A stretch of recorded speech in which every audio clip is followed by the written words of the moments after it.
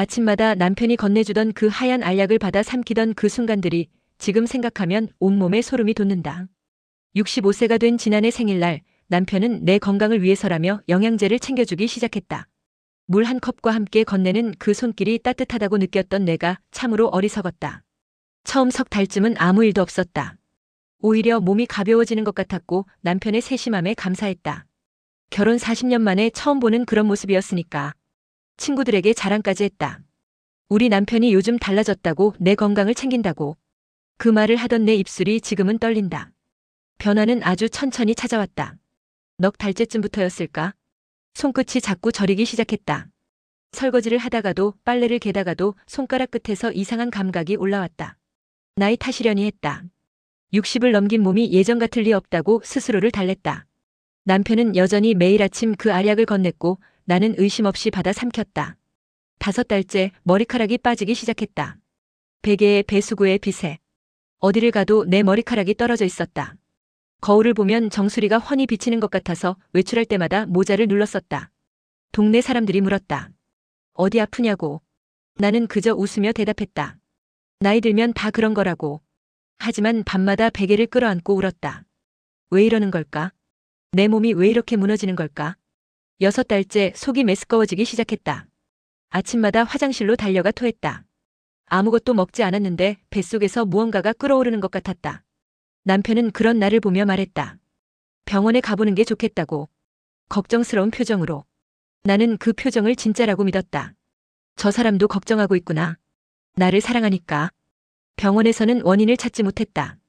여러 검사를 했지만 의사는 스트레스성이거나 갱년기 증상일 수 있다고만 했다. 약을 처방받아왔지만 증상은 나아지지 않았다. 오히려 더 심해졌다. 몸무게가 일주일 만에 3kg이나 빠졌다. 거울 속 내 얼굴은 낯설었다. 핏기 없는 얼굴, 꺼진 눈, 앙상한 볼. 이게 정말 나인가 싶었다. 7달째 되던 어느 날 밤 화장실에 갔다가 쓰러졌다. 정신을 차렸을 때는 응급실 침대 위였다. 남편이 옆에 앉아 내 손을 잡고 있었다. 그 손이 차가웠다. 아니, 내 손이 차가웠던 건지도 모른다. 의사는 탈수와 영양실조 증세가 있다고 했다. 제대로 먹지 못해서 그렇다고. 링거를 맞으면서 나는 천장만 바라봤다. 나는 분명 먹으려고 노력했는데. 왜 이렇게 됐을까? 퇴원 후에도 남편은 여전히 그 알약을 건넸다. 영양제니까 꼭 먹어야 한다고.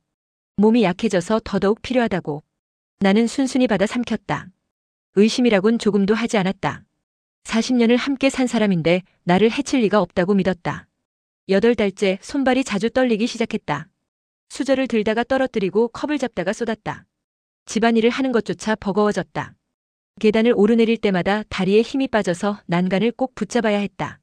남편은 그런 나를 보며 안쓰럽다는 표정을 지었다. 그 표정이 진심인 줄 알았다. 변화는 그날 찾아왔다. 8달 하고도 보름쯤 지난 아침이었다. 남편이 평소처럼 알약을 건네는데 그만 손이 미끄러져서 알약이 바닥에 떨어졌다. 나는 허리를 굽혀 주우려다가 식탁 밑에 굴러들어간 알약 하나를 더 발견했다. 아마 전에 떨어뜨렸던 것이 그대로 있었던 모양이다. 그 알약을 주워들고 자세히 보았다.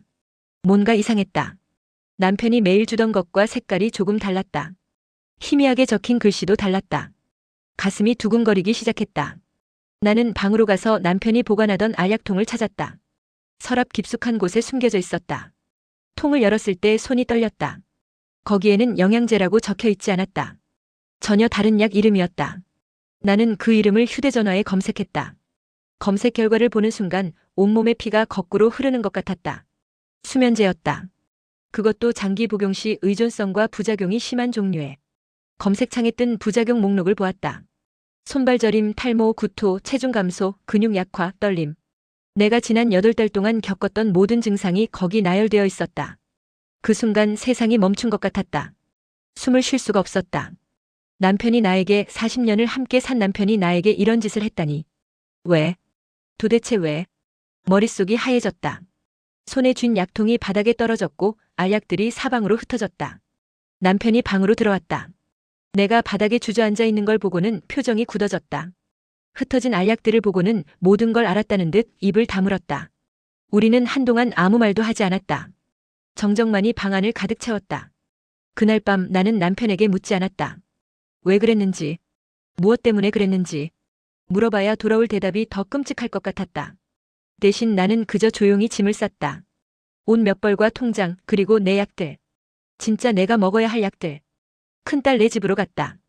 딸은 내 몰골을 보고 깜짝 놀랐다. 3달 전에 봤을 때와 완전히 다른 모습이었으니까. 나는 딸에게 모든 걸 말했다. 남편이 준 약, 내 몸에 일어난 변화들, 그리고 내가 발견한 진실. 딸은 울먹이며 내 손을 잡았다. 그 따뜻함이 너무 오랜만이어서 나도 눈물이 났다. 병원에 갔다.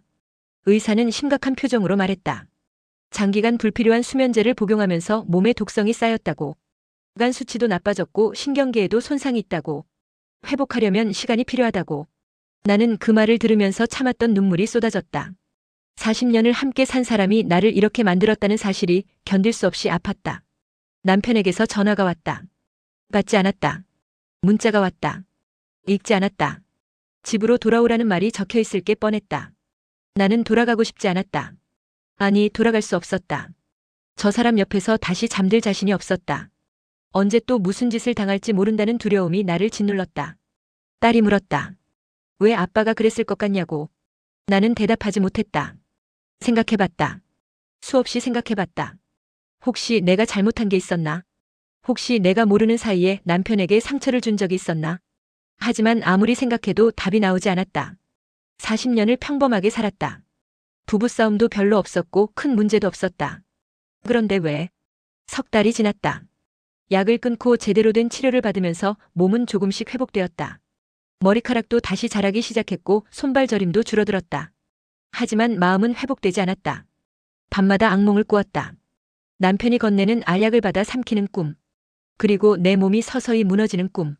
넉 달째 되던 날 남편이 딸 내 집으로 찾아왔다. 현관문 앞에 서서 나를 만나게 해달라고 했다. 딸은 내 눈치를 봤다. 나는 고개를 저었다. 만나고 싶지 않았다. 그 얼굴을 보면 또다시 무너질 것 같았다. 남편은 문 앞에서 한참을 서 있다가 돌아갔다. 딸이 말하길 남편의 얼굴이 많이 수척해졌다고 했다. 나는 아무 감정도 느끼지 못했다. 동정도 미움도 슬픔도. 그저 텅 빈 것 같았다. 5달째 변호사를 만났다. 이혼 상담을 받기 위해서였다. 변호사는 증거가 충분하다고 했다. 약통, 병원 기록, 진단서. 모두 남편의 행위를 입증할 수 있는 것들이었다. 하지만 절차를 밟는다는 게 쉽지 않았다. 40년이라는 시간이 나를 붙잡았다. 정말 이렇게 끝내는 게 맞는 걸까? 6달째 남편에게서 편지가 왔다. 손으로 쓴 긴 편지였다. 떨리는 글씨체로 가득한. 나는 그 편지를 며칠 동안 열어보지 못했다. 열어본다고 해서 뭐가 달라질까 싶었다. 하지만 결국 읽었다. 편지에는 남편의 고백이 적혀 있었다. 1년 전쯤부터 회사 후배와 가까워졌다는 것. 30대 초반의 젊은 여자였다는 것. 그 여자와 함께 있고 싶어서 나를 아프게 만들면 내가 먼저 떠날 거라고 생각했다는 것. 이혼을 요구하면 재산 분할로 돈을 나눠줘야 하니까 내가 지쳐서 떠나게 만들려고 했다는 것. 편지를 읽으면서 웃음이 나왔다. 슬픈 웃음이었다. 40년이 이렇게 가벼운 것이었구나. 40년 동안 함께 밥을 먹고 함께 잠들고 함께 아이들을 키우고 함께 늙어가던 시간들이 30대 여자 앞에서는 아무것도 아니었구나. 편지 끝에는 사과가 적혀 있었다. 잘못했다고. 돌이킬 수 없다는 걸 안다고. 그 여자와는 이미 끝났다고. 돌아와 달라고. 나는 편지를 접어서 서랍 깊숙이 넣었다. 그리고 다시는 꺼내보지 않았다. 7달째 이혼 서류에 도장을 찍었다. 법원에서 남편을 마주쳤다. 남편은 정말 많이 수척해져 있었다. 흰머리도 늘었고 등도 굽어 보였다. 하지만 나는 아무 말도 하지 않았다. 할 말이 없었다. 판사는 남편에게 물었다. 정말로 이혼에 동의하느냐고. 남편은 고개를 끄덕였다. 목소리는 들리지 않았다. 나도 고개를 끄덕였다. 그렇게 40년이 끝났다. 법원을 나서는데 햇살이 눈부셨다. 가을 하늘이 맑았다. 딸이 내 팔을 잡아주었다. 괜찮냐고 물었다. 나는 고개를 끄덕였다. 거짓말이었다. 괜찮을 리가 없었다. 하지만 견뎌야 했다. 살아야 했다. 지금은 8달째다. 몸은 많이 회복됐다. 손발 저림도 거의 사라졌고 머리카락도 제법 자랐다. 체중도 조금씩 늘고 있다. 하지만 마음속 깊은 곳에는 여전히 그때의 공포가 남아있다. 누군가 건네는 것을 받아먹는 게 두렵다. 밤에 잠드는 게 무섭다. 가끔 생각한다. 만약 내가 그 알약을 떨어뜨리지 않았다면 어땠을까? 계속 모르고 살았을까? 아니면 더 심각한 상태가 되어서야 알았을까? 혹시 죽을 수도 있었을까? 생각할수록 등골이 오싹해진다. 남편은 지금 어떻게 지내는지 모른다. 딸들이 가끔 애기를 하지만 나는 듣고 싶지 않다. 그 사람의 삶은 이제 나와 상관없는 일이다. 40년을 함께했지만 이제는 남이다. 요즘은 작은 것들에 감사하려고 노력한다. 아침에 눈을 떴을 때, 손가락을 움직일 수 있을 때, 밥맛이 느껴질 때, 살아있다는 것, 내 몸이 내 것이라는 것, 그게 얼마나 소중한 건지 잃어본 사람만 안다. 딸 내 집에서 손주들과 함께 지낸다. 손주들이 학교에서 돌아오면 간식을 챙겨주고 숙제를 도와준다. 저녁에는 함께 TV를 본다. 평범한 일상이지만 이 평범함이 얼마나 귀한 건지 새삼 느낀다. 가끔 밤에 잠들기 전 침대에 누워서 천장을 본다. 65년을 살면서 40년을 한 사람과 함께 했는데 그 사람이 누구였는지 결국 모르고 살았구나. 옆에서 자던 사람이, 아침마다 인사를 나누던 사람이, 밥을 같이 먹던 사람이 사실은 낯선 사람이었구나. 그래도 나는 계속 살아갈 것이다. 이 상처를 안고서, 이 배신을 기억하면서. 하지만 무너지지 않으려고. 손주들의 웃음소리를 들으며 딸들의 손을 잡으며 하루하루를 견뎌내려고. 어떤 날은 괜찮다. 웃을 수도 있고 농담도 할 수 있다.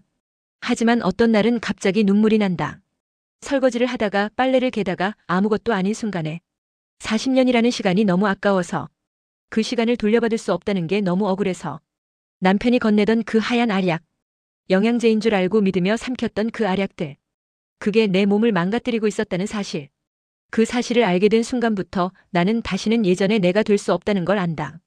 하지만 그래도 살아야 한다. 숨을 쉬어야 하고 밥을 먹어야 하고 잠을 자야 한다. 그리고 언젠가는 아주 먼 훗날에는 이 아픔도 조금은 무뎌지겠지.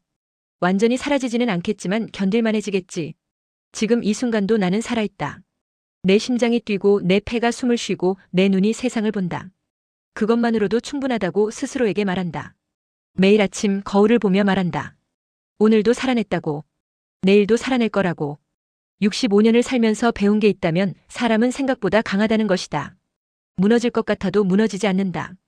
끝날 것 같아도 끝나지 않는다. 그저 천천히, 아주 천천히 앞으로 나아갈 뿐이다. 남편이 준 그 알약들은 이제 없다.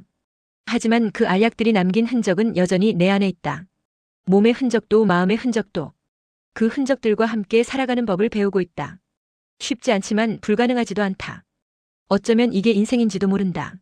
예상치 못한 배신, 감당하기 힘든 고통, 그리고 그럼에도 불구하고 계속되는 살. 나는 이 모든 것을 견뎌내고 있다. 완벽하지 않아도 온전하지 않아도 그저 하루하루를 살아내고 있다. 그리고 그것으로 충분하다고 이제는 믿는다.